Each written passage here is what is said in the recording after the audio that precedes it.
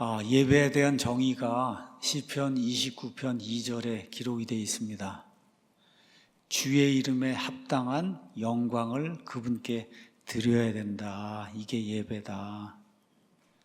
거룩함의 아름다움으로 예배를 드려야 된다. 거룩함의 아름다움. 멋있는 말입니다. In the beauty of holiness 이렇게 이제 돼 있어요. 그래서 하나님은 참되게 예배하는 자들을 찾으신다. 우리말로는 이제 그렇게 돼 있는데 영어로는 true worshiper를 찾는다 그랬어요. 참 예배자를 찾는다. 참 경배자를 하나님이 찾는다. 이렇게 이제 이야기를 했습니다. 지난주에 영과 진리로 예배 드리는 것을 오전과 오후에 이제 설명을 했고, 메가더 목사님의 그 글을 통해서 제가 여러분에게 문자도 이제 보내드렸지만, 예배를 드리려고 할 때 가장 큰 장애물은 다른 데 있지 않다. 바로 나 자신이 예배 드리는 데 있어서 가장 큰 장애물이다. 그래서 하나님께 예배 드리려고 하지 않고 내 유익을 구하고 내 필요를 구하고 내가 받아야 될 무슨 복을 더 중요시하고 이렇게 이제 하면 절대로 하나님이 원하시는 영과 진리로 드리는 예배를 하나님께 드릴 수가 없다.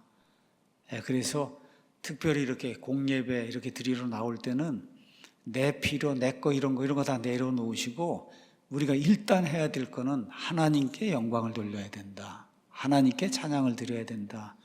하나님이 마땅히 받으셔야 될 이런 존귀, 공경하는 거 이걸 하나님께 드려야 된다. 이것이 가장 중요하다. 이렇게 이제 말씀을 드렸습니다. 이번 시간은 메가더 목사님의 그 책의 11장 내용을 여러분에게 말씀을 드리려고 합니다. 11장 이후의 거를 제가 먼저 말씀을 드렸어요. 11장은 내용이 상당히 좀 어려운 그런 내용입니다.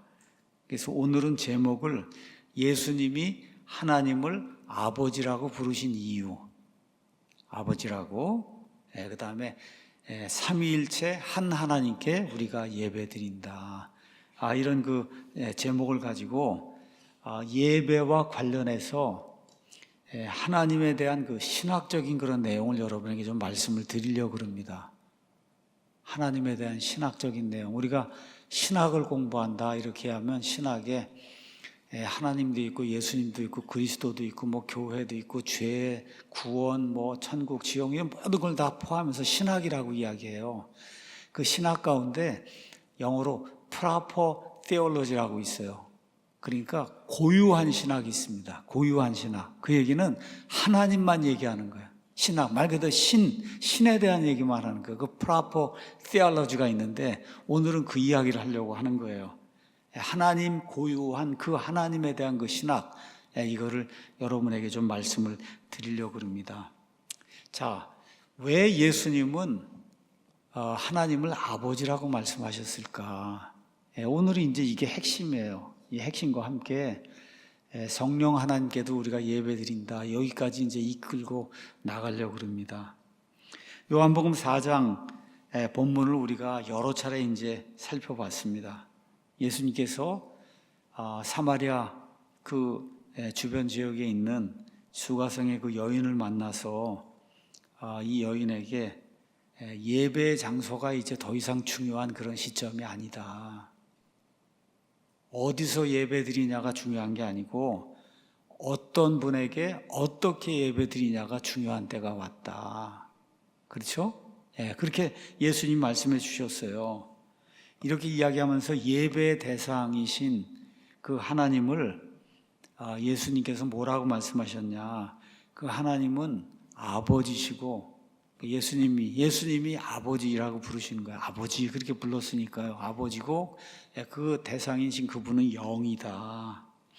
이 두 단어는 참된 예배의 그 적절한 대상, 우리 예배의 대상이신 그 하나님을 이제 알아보는데 아주 필요한 그런 말입니다. 4장 23절 가서 보시면은 아버지께 경배할 때가 온다. 예수님이 그런 거예요. 아버지께 경배할 때가 온다.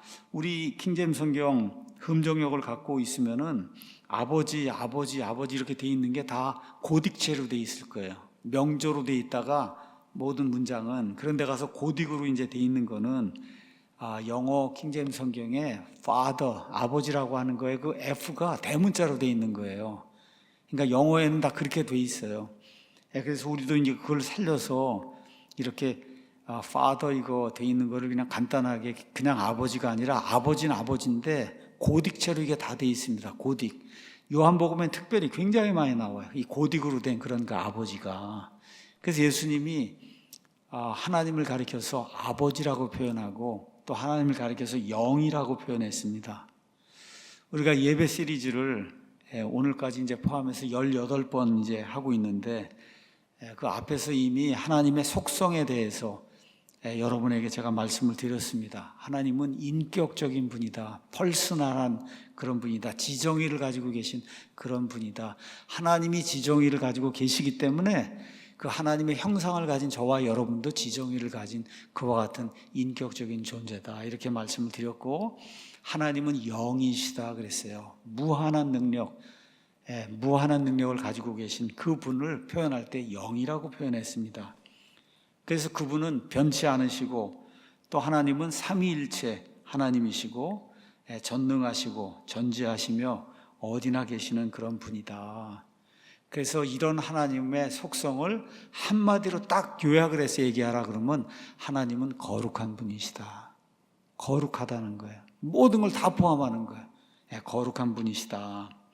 자, 그래서 요한복음 4장 전체 문맥을 가서 보면 예수님은 본인이 만난 그 우물가의 여인을 위해서 이 모든 거를 다 친절하게 요약을 해주시고, 그리고 이런 식으로 요약을 해서 예배에 대해서 설명을 해주셨습니다. 참된 예배자는, 참되게 하나님께 경배하는 자는 하나님을 아버지와 영으로 인지하고 영과 진리로 그분께 경배해야만 한다. 예수님이 그렇게 친절하게 이 여인에게 이제 설명을 해주신 거예요. 하나님이 영원하시고 눈에 보이지 않으며 편재하시는 어디나 계시는 영이라고 하는 그런 사실은 이미 제가 여러분에게 말씀을 드렸습니다. 영이라고 하니까 육체가 아니에요. 그러니까 눈에 보이지 않고 만질 수도 없고 우상과 같은 뭘로 그래서 하나님을 이렇게 비교해서 뭘 만들 수 있고 그런 게 아니에요. 그러니까 우리가 하나님께 예배를 드리려면 어떤 물리적인 거, 뭐 뒤집어 쓰고 뭐 초를 들고 뭐 이렇게 해서 이런 식으로 그건 예배 드리는 게 아니다. 어떻게 드려야 되냐? 영적인 예배를 드려야 되는 거야. 온 마음을 집중을 해서 내 혼과, 그렇죠? 모든 거를 다 집중을 해갖고 그래서 하나님께 예배 드려야 그래 하나님 받으실 수 있는 그런 예배를 영이신 하나님께 드릴 수 있다. 이렇게 이제 말씀을 드렸습니다.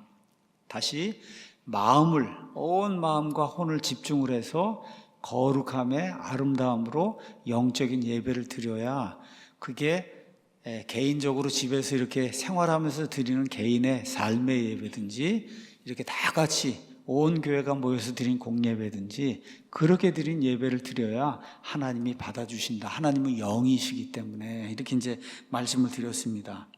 자, 이러한 그 개념을 우리가 제대로 알고 있다 해도 여전히 하나님께 예배를 잘못 드릴 수 있을 가능성이 있다는 거예요. 하나님이 그런 분이라는 걸 이해하면서도 오늘 그 이야기를 하려고 하는 겁니다. 그것은 뭐냐? 예수님이 누구신지 알지 못하면 그러면 하나님께 바르게 예배를 드릴 수 없다는 거예요. 하나님이 영이라는 거 깨달았고 그래서 물리적인 뭘 가지고 예배 드리는 게 아니다 이런 거 다 깨닫고 그래서 예배를 우리가 드리려고 해도 한 가지 사실 예수 그리스도 그분이 하나님이시라고 하는 그 사실을 깨닫지 못하면 그럼 우리의 예배가 헛된 예배가 될 수도 있다. 그걸 지금 예수님께서 아버지라고 하는 그 하나님을 아버지라고 부르시는 그 사실을 통해서 저와 여러분에게 알려주려고 한다. 이게 지금 오늘 백아동 목사님이 본인의 책 예배에서 우리에게 이야기하려고 하는 그런 핵심 내용입니다. 그러니까 이거 이해하기가 이게 쉬운 일이 아니에요. 그래서 오늘 잘 설명을 여러분에게 이제 드리려고 합니다. 자, 예수님이 하나님을 언급하실 때 사용하신 그런 호칭이 크게 두 가지가 있어요. 하나는 아버지, 하나는 하나님. 두 개밖에 없어요. 한번 가서 찾아보시면 여러분 아실 거예요. 그런데 그 두 호칭 중에 어떤 호칭을 예수님이 가장 많이 사용하시고 사랑하셨냐? 아버지라는 호칭이에요. 아버지.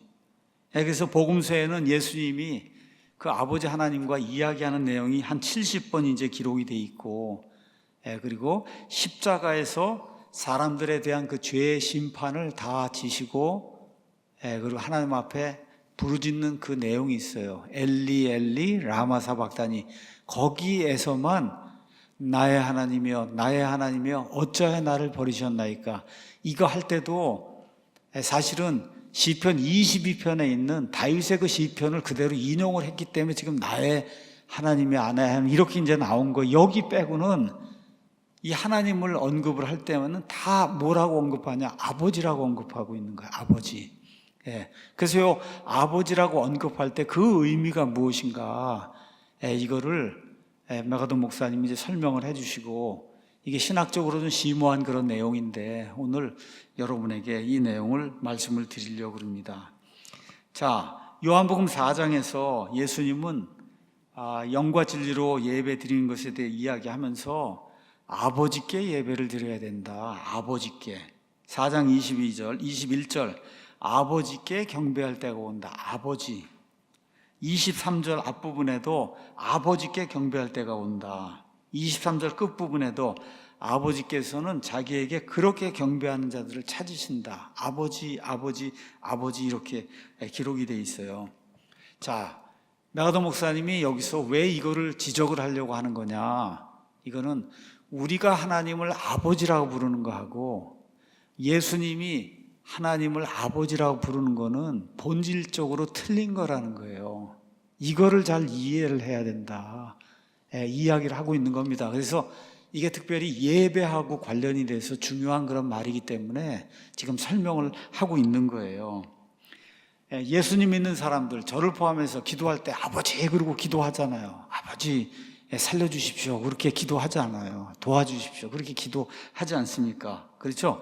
그래서 우리가 그렇게 아버지라고 부를 때 그 아버지의 개념과 예수님이 요한복음 포함해서 많은 부분에서 하나님을 아버지라고 부를 때 그 개념에 차이가 있다는 거, 그거를 예수님이 아버지라고 하는 그런 호칭을 계속해서 쓰시면서 무언가를 부각해서 드러내려고 하는 그런 포인트가 있었다는 거예요.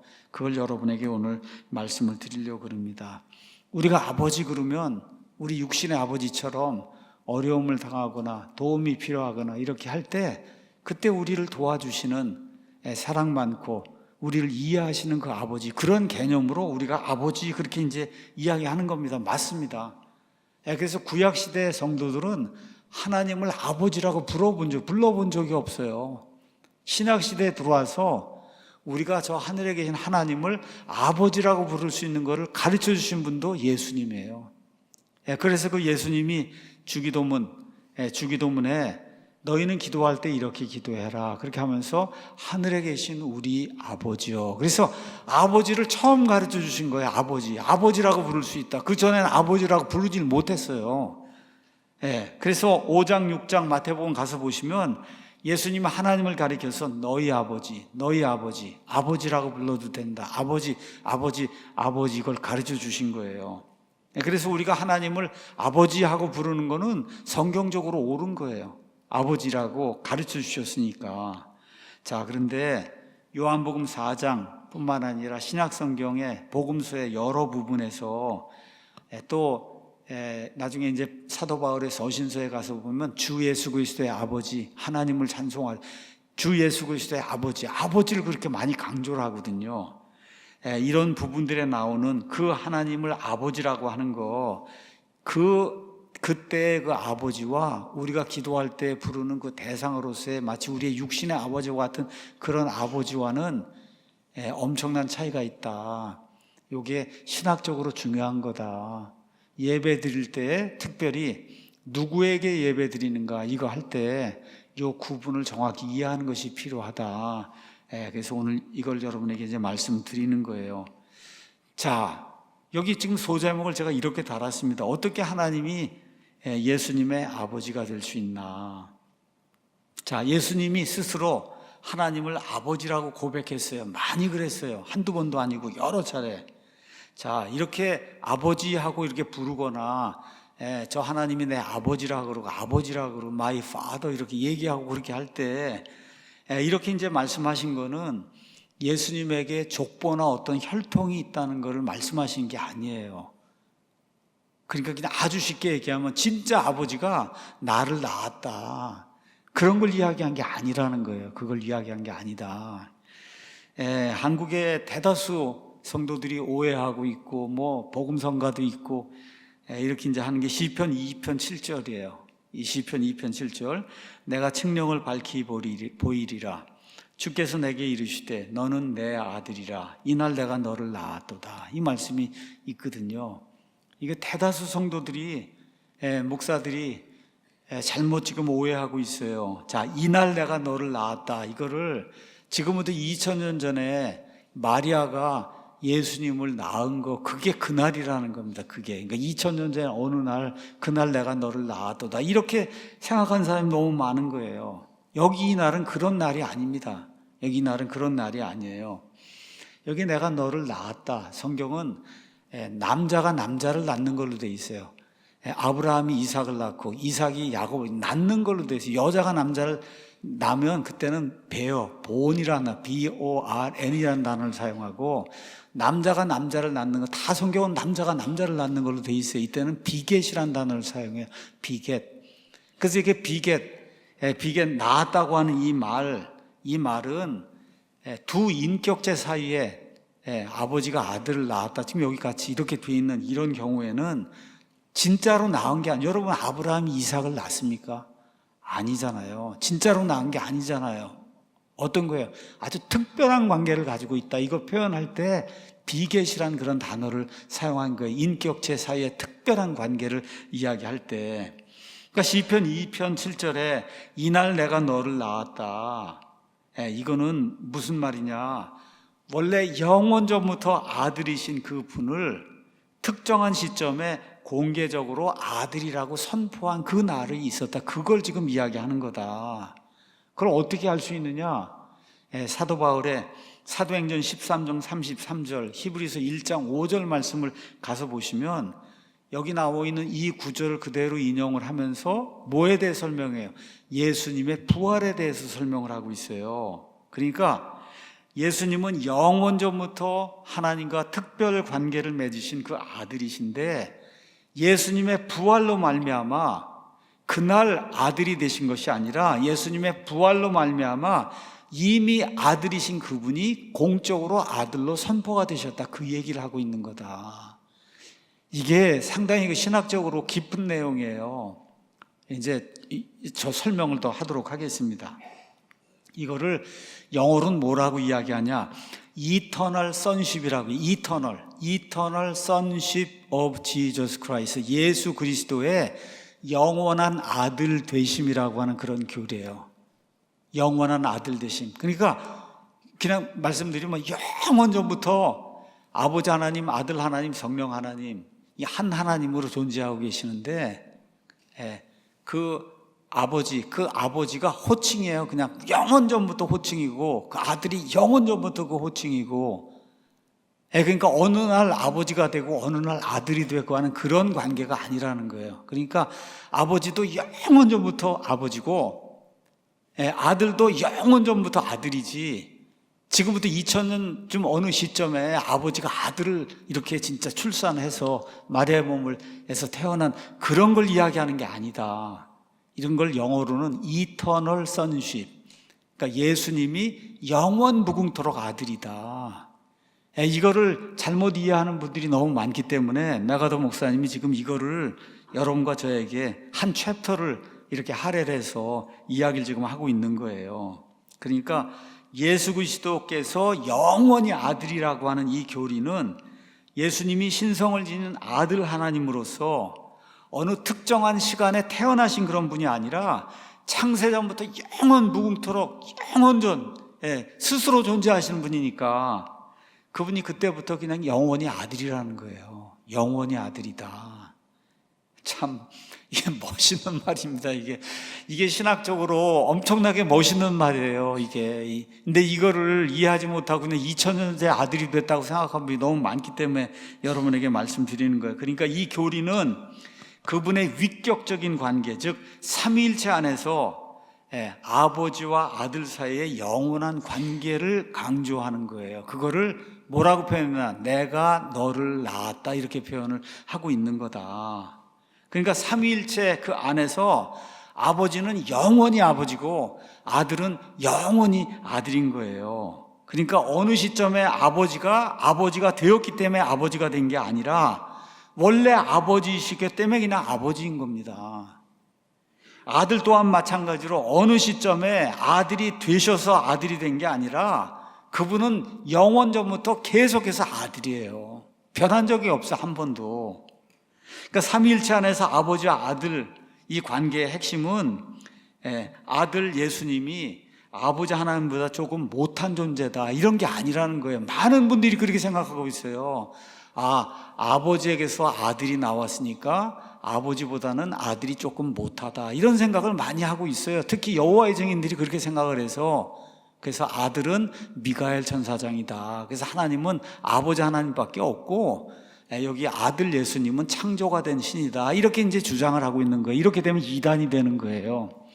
성경이 이야기하는 아버지와 아들, 그 다음에 삼일체 안에 그 성령님, 이거 이야기할 때는 이 세 인격체, 아버지와 아들과 성령님이 세 인격체가 본질 면에서, 본성 면에서, 능력 면에서, 모든 면에서 동등하다는 거예요.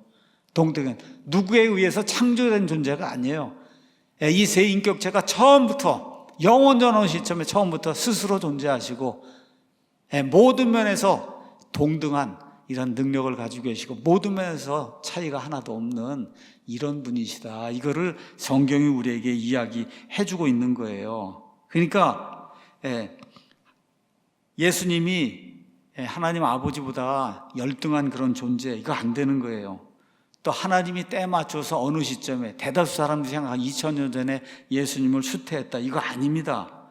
또 어떤 분을 생각하는 것처럼 예수님은 유전적으로 아버지가 낳은 그런 아들이다, 이런 거 아니라는 거예요.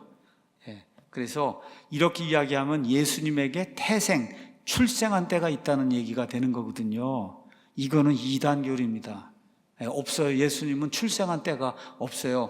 원칙적으로 이 땅에 육신을 몸을 입고 온 그것만은 2000년 전에 이루어졌지만 예수님, 아들 예수님이라고 하는 그 분 자체는 영원전부터 스스로 존재하는 그런 분이다. 그래서 그 아들 예수님은 누구의 후손이 아니에요. 영원토록 아들이신 영원한 그런 존재다. 이거를 지금 오늘 여러분에게 말씀드리려고 그래요. 다시 말해, 아버지와 아들 이 관계의 중요성은 아들이 아버지하고 동일한 본질, 동일한 본성을 지니고 있다는 거예요. 그래서 예수님이 그 하나님을 아버지라고 불렀을 때 그 안에 들어있는 핵심 내용이 뭐냐? 내가 하나님이라고 하는 걸 이야기하는 거다. 이거를 강조하시기 위해서 계속해서 내 아버지 얘기하고 있는 거예요. 그거를 이제 성경을 통해서 여러분에게 입증을 하도록 그렇게 이제 하겠습니다. 자, 요한복음 5장 17절 가서 보시면 예수님이 안식일에 어떤 일을 했다고 해서 예수님을 핍박하는 유대인들에 대한 이야기가 이제 나옵니다. 그 유대인들에게 예수님이 뭐라고 말씀하시냐? 내 아버지께서 지금까지 일하시니 나도 일한다, 그렇게 이야기를 한 거예요. 내 아버지께서 지금까지 일하시니 나도 일한다. 자, 그 유대인들은 이걸 어떻게 이해를 했냐? 18절 가서 보면 이런 이유로 유대인들이 더욱더 그분을 죽이려 하였으니 이는 그분께서 안식일을 어기셨을 뿐만 아니라 또한 하나님이 자기 아버지라고 말하여 자기를 하나님과 동등하게 만드셨기 때문이다. 그러니까 저분을 아버지라고 불렀을 때는 그땐 그 무슨 뜻이라는 거예요? 그분과 내가 동등하다는 거예요. 그게 유대인들이 가지고 있는 그러한 관점이고, 그러한 관점으로, 신학적인 그런 관점으로 예수님이 하나님을 아버지라고 부르신 것을 우리가 이해를 해야 된다. 그러니까 예수님은 자기 자신과 아버지가 존재면에서, 본질면에서, 본성면에서, 신성면에서 동등한 존재다. 그걸 그렇게 이야기한 거예요. 그래서 내 아버지께서 지금까지 일하시니까 나도 일한다. 그렇게 이야기했을 때 유대인들이 아니 이런 자가 어디가 있어? 너 사람인데 네가 하나님하고 동등해? 이렇게 이해를 했다는 거예요. 자, 요한복음 10장 29절에서 예수님 또 뭐라고 말씀하시냐? 그들을 내게 주신 내 아버지는 모든 것보다 크심에 아무도 내 아버지 손에서 그들을 빼앗을 수 없다. 아무도. 그리고 곧바로 뭐라고 말씀하시냐? 30절에 나와 내 아버지는 하나이니라. 그 얘기는 무슨 얘기예요? 아버지의 신성, 그게 내가 가지고 있는 신성 똑같은 거라는 거예요. 본질적으로 동일한 거다. 지금 예수님이 그렇게 이야기하면서 그 하나님을 뭐라고 표현해? 내 아버지라고 지금 표현하고 있는 거예요. 아버지. 자, 이렇게 이제 이야기했더니 유대인들이 돌을 들어서 예수님을 치려고 하는 내용이 그 안에 이렇게 기록이 되어 있습니다. 자, 내가 내 아버지로부터 나온 많은 선한 일들을 너에게 보였는데 그 일들 중 어떤 일 때문에 너희가 나를 돌로 치려 하느냐? 그렇게 예수님이 물었어요. 그랬더니 유대인들이 그렇게 대답하여 이르되 우리가 너를 돌로 치려 하는 것은 선한 일 때문이 아니요 신성모독 때문이니 그 사람인 내가 너 자신을 하나님으로 만들기 때문이라. 나와 내 아버지는 하나라고 이야기하고 하나님을 내 아버지라고 이야기했더니 벌써 유대인들이 알아차린 거예요. 뭐로 알아차린 거예요? 너를 하나님으로 만드느냐 이렇게 생각을 한 거예요. 그래서 돌 들어서 신성모독이란 죄를 범했다고 해서 예수님을 죽이려고 하는 내용이 그 안에 기록이 된 거예요. 그러니까 예수님이 하나님을 내 아버지라고 말씀하시자 이들은 어떻게 인식한 거예요?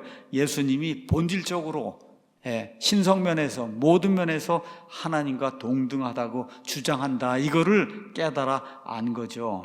자, 요한복음 17장 1절 3절에 예수님이 드린 기도가 나오는데 여기 이런 기도가 나옵니다. 아버지여, 때가 왔으니 아버지의 아들을 영광스럽게 하사 아버지의 아들도 아버지를 영광스럽게 하도록 하옵소서. 아버지께서 그에게 모든 육체를 다스리는 권능을 주셨으니 이것은 그가 아버지께서 그에게 주신 모든 자들에게 영원한 생명을 주게 하려 하심이니이다. 영생은 이것이니 곧 그들이 유일하신 참 하나님의 아버지와 아버지께서 보내신 자 예수 그리스도를 아는 것이다. 자, 그러니까 아버지 하나님과 그 다음에 본인이 동등한 존재다. 지금 그걸 그렇게 표현하고 있잖아요. 영생이 뭐라고요? 유일하신 참 하나님의 아버지와 아버지께서 보내신 자 예수 그리스도를 아는 거다. 그러니까 그 두 존재가 동등하다는 거예요. 예수님 지금 그렇게 표현하는 거, 그거를 아버지라고 표현하고 있는 거예요. 그러니까 하나님을 아버지라고 표현할 때 본인은 아들이 되는 거잖아요. 그렇죠? 이렇게 될 때 유대인들의 그런 신학적 관점, 또 성경이 보여준 신학적 관점은 뭐냐? 본인이 아들이라고 얘기했을 때는 아버지하고 동등한, 모든 면에서 동등한 것을 소유한 그런 존재라고 이야기하는 거다. 그래서 5절에 예수님이 또 뭐라고 기도하냐? 오 아버지여, 세상이 있기 전에 내가 아버지와 함께 가졌던 그 영광으로 이제 아버지와 함께 나를 영광스럽게 하옵소서. 세상이 있기 전에 내가 아버지와 함께 가졌던 영광, 뭐예요? 동일한 영광을 가졌다는 거예요. 아버지하고 동일한 영광을 가졌다. 그럼 지금 예배라고 하는 그런 관점에서 우리가 아버지 하나님께 영과 진리로 예배를 드린다. 그 얘기는 뭐예요? 아들 하나님께도 영과 진리로 예배를 드려야 된다는 거예요. 그러니까 우리가 예배를 드릴 때 최소한 우리가 하나님께 예배 드린다. 맞습니다. 아버지께 예배 드린다. 맞아요. 근데 거기에 뭐가 포함이 돼야 되나? 반드시 예수님이 바로 그 하나님이시고, 그렇죠? 아버지와 동등한, 모든 면에서 동등한 바로 삼위일체 그 한 인격 그 하나님이시고, 그래서 우리가 드린 그 예배, 하나님께 드린 그 예배 대상이 예수 그리스도시다. 이거를 인지를 해야 올바른 예배를 우리가 드릴 수 있다는 거예요. 그래서 마태복음 11장 27절에서 예수님 뭐라고 또 말씀하시냐?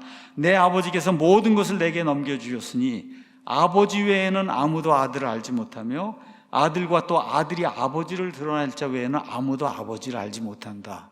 그러니까 아버지 외에는 아무도 아들을 알지 못하고 아들 외에는 아무도 아버지를 알지 못하면 그러면 두 존재가 동등해야만 가능하잖아요. 그렇죠?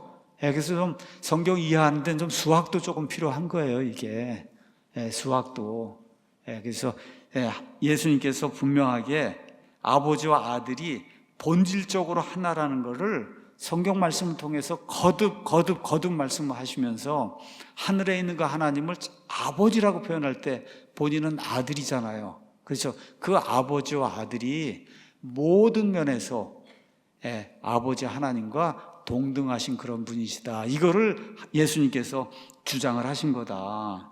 근데 사실 이거 우리 인간의 개념, 인간의 생각으로 이해하기 어려운 거예요. 삼위일체라고 하는 것 자체가 이해하기 어려운 거잖아요. 근데 성경에 여러 번 동일한 이런 사례들을 통해서 예수님이 하시고자 했던 그 말씀의 의미가 뭐냐. 예수님은 영과 진리로 아버지께 예배해야 된다. 그렇게 이야기했는데 나에게 예배하라고 얘기하지 않았어요. 근데 저와 여러분이 기억해야 될 거는 아버지께 예배하면 반드시 아들께도 동일한 그런 예배를 드려야 된다는 거예요. 그거를 지금 이 사마리아 그 도시의 수가성의 여인에게 예수님이 보여주시는 거다.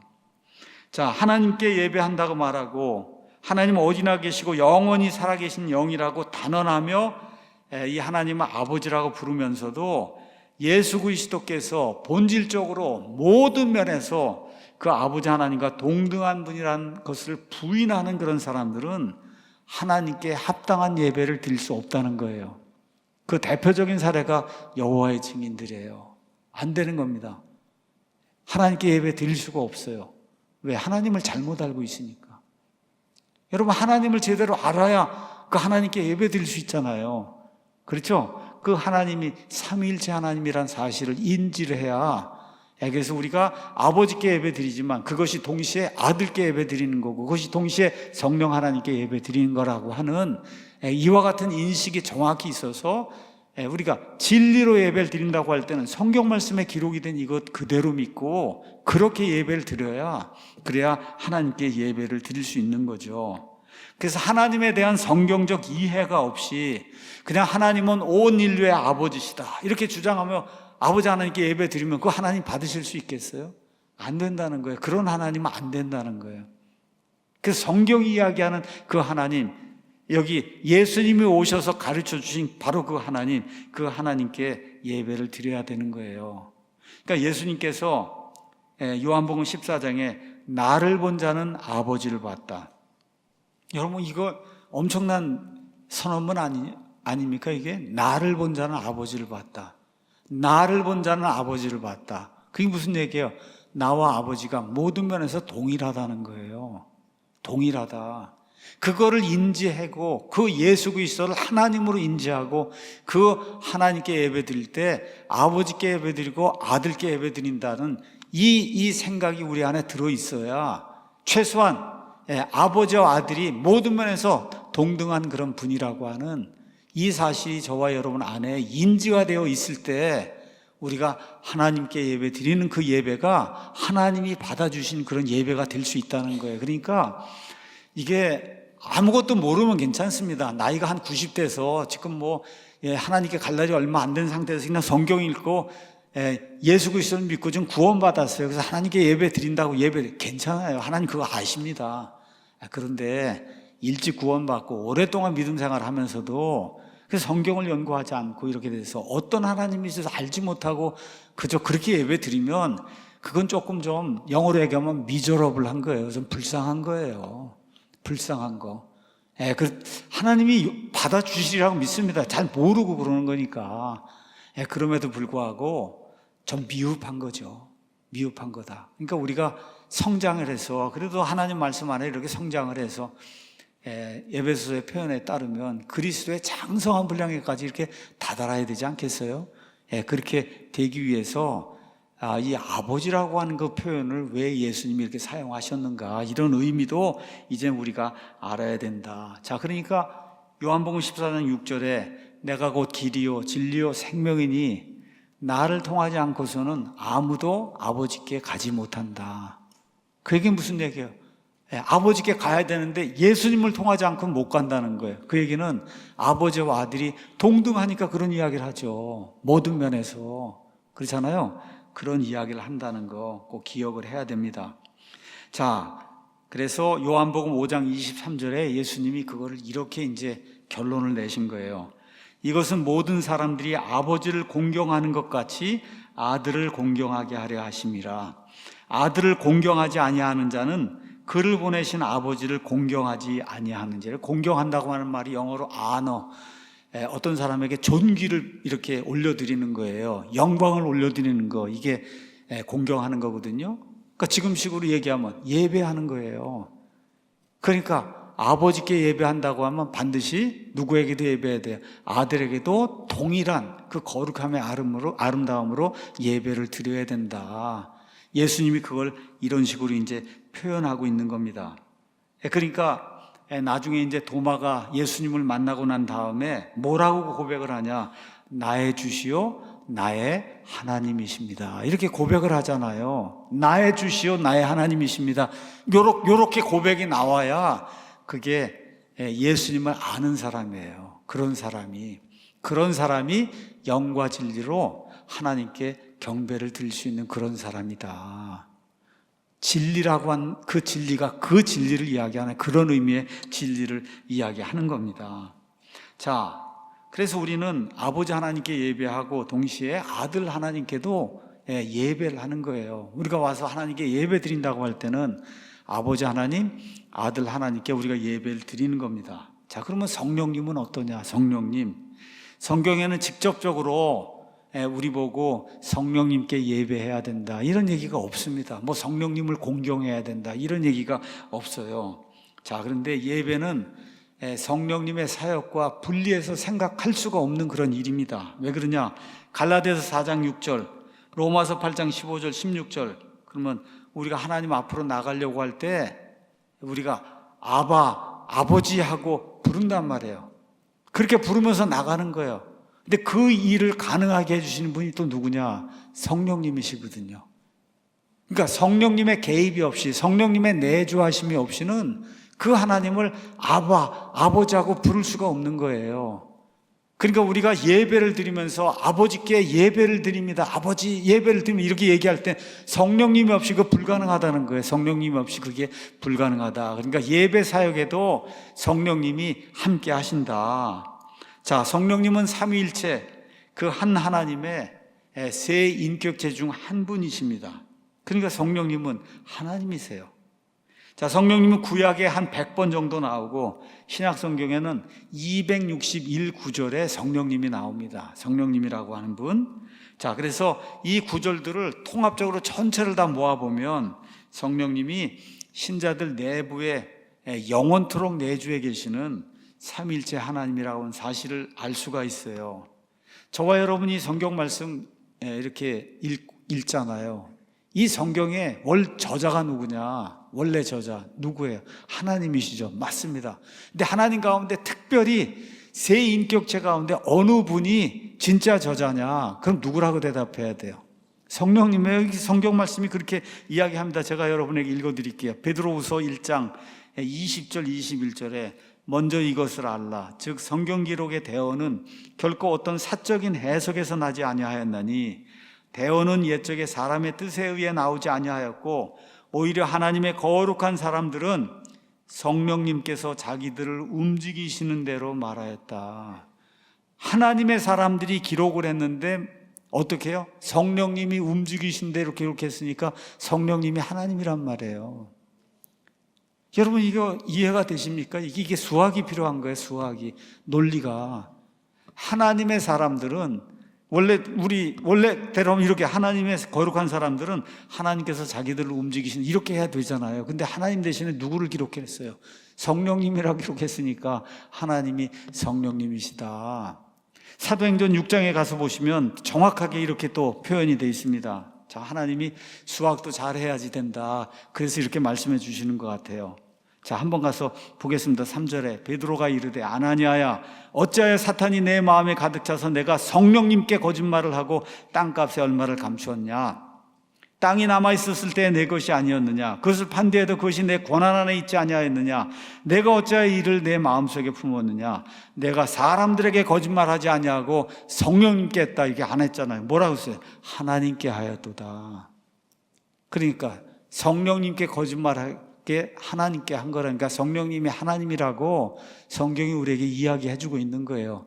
이런 거를 우리가 조직신학이라고 이야기하는 거다. 조직신앙. 하나님이 그렇게 묘하게 그런 방식으로 성령님이 하나님인 걸 우리에게 보여주십니다. 그래서 성경 말씀, 아까 말씀드린 대로 성령님이 나온 이런 구절들 가서 읽어보면 성령님이 생각을 하시고, 성령님이 마음의 생각을 살피시고, 성령님이 의지가 있으시고, 성령님이 어떤 일을 금하시고, 성령님이 어떤 일을 허용하시고, 성령님이 직접 말씀하시기도 하고, 성령님이 사랑하시기도 하고, 성령님이 심지어 슬퍼하시기도 하고, 하나님의 영을 근심하게 하지 말라 그러잖아요.